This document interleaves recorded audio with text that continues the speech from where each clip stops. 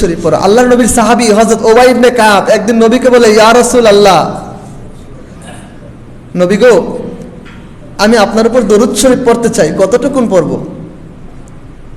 নবীজি বললেন, মাশিত, তোমার যতটুকুন ইচ্ছা পড়ো। তখন সে বলল, রুবো, আমি 1/4 অর্থাৎ আমার যে ফরজ ডিউটি, অন্যান্য যে কাজকর্ম নফল টফল যা যা আছে এগুলো শেষ করার পর আমার সময়ের 1/4 শুধু আপনার উপর দরুদ শরীফ পড়ে কাটিয়ে দিব। সুবহানাল্লাহ। নবীজি বললেন, ফাইন জিত্তা ফাহুয়া খায়রুল লাক, যদি এর চেয়ে আরো বাড়াইতে পারো এটা তোমার জন্য কল্যাণকর। তখন উবাই ইবনে কাব বলে, ইয়া রাসূলুল্লাহ, তাহলে আমি আন-নিসফ, আমার এই সময়ের অর্ধেকটা সময় আপনার উপর দরুদ শরীফ পড়ে কাটিয়ে দিব।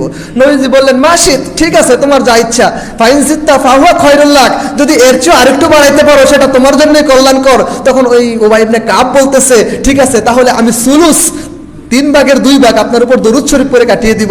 এভাবে বলতে বলতে যখন নবীজি বলেন, ফাইন জিত্তা ফাহুয়া খায়রুল লাক, যদি আরেকটু বাড়াইতে পারো উবাই ইবনে কাব, এটা তোমার জন্য কল্যাণকর হবে। তখন এবার উবাই ইবনে কাব বলে, ইয়া রাসূলুল্লাহ, তাহলে আমি আমার ফরজ ডিউটির পর বাকি যেই সময়টা পাবো সেই সময়ের পুরোটা সময় আপনার উপর দরুদ শরীফ পড়ে কাটিয়ে দিব। সুবহানাল্লাহ। আল্লাহর হাবিব সঙ্গে সঙ্গে বললেন, উবাই ইবনে কাব, যদি এমনটা করতে পারো, ইজান তুকফা হাম্মাকা ওয়া ইউগফারু যামবুকা, ওহে উবাই ইবনে কাব, যদি এমন কাজটা করতে পারো তাহলে তুমি মনে রাখো তোমার সকল ধরনের হতাশা পেরেশানি এগুলো দূর হয়ে যাবে এবং তোমার সকল প্রকার গুনাহ ক্ষমা করে দেওয়া হবে। সুবহানাল্লাহ।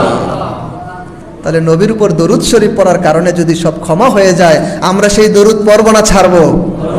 ইনশাআল্লাহ আমরা প্রতিদিন বেশি বেশি করে আমার নবীর উপর দরুদ সালাম পড়ব।